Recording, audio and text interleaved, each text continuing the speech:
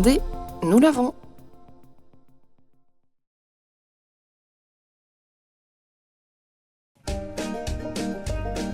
Bonjour, Yann Gillan. Alors, je suis accompagnateur en montagne dans le Minervois jusqu'au Caroux, puis aussi sur tout le secteur de la Montagne Noire et je travaille sur la région depuis une trentaine d'années.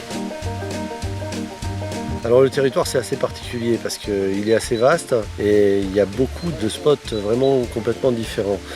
Une grande diversité géologique, une grande diversité de paysages, une grande diversité de végétation, un super terrain de jeu.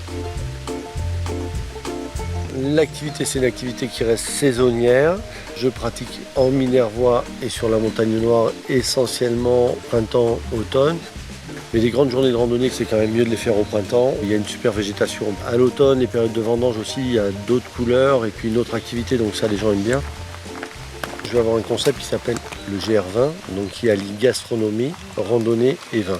Je travaille avec des partenaires du Minervois, que ce soit pour la restauration, l'hôtellerie, pour le vin, puisque je suis aussi salarié d'une cave coopérative, donc je mets en avant les produits de la région. Ce concept, on est là sur une semaine, on va essayer de voir toute la diversité de paysages et de territoires. Les repas ou les pique-niques, c'est quelque chose d'essentiel, de primordial pour moi. C'est le moment de partage par excellence. Et puis, on est une région très riche, que ce soit au niveau vin, au niveau produits régionaux. On essaie de faire partager justement tous ces produits, des olives, de l'huile d'olive, des fromages de chèvre locaux, de la charcuterie. On essaie de mettre en valeur toutes ces composantes du patrimoine local. C'est très important et de faire très attention à préserver et à protéger ce territoire. Les gens qui viennent avec moi sont très sensibles à ce genre d'environnement, à la nature, et deviennent aussi des ambassadeurs de ce territoire. Le spot où on est aujourd'hui, là au-dessus de Féline, c'est un endroit où il y a beaucoup de circuits différents. C'est assez bien balisé. Enfin, il faut quand même avoir une carte. Les circuits ont évolué au fur et à mesure du temps. C'est aussi tout l'intérêt de prendre un accompagnateur pour venir dans ce genre d'environnement.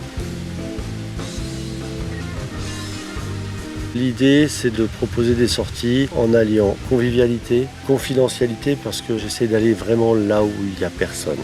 On va trouver un caractère sauvage à toutes les sorties et essayer de se retrouver un peu seul au monde.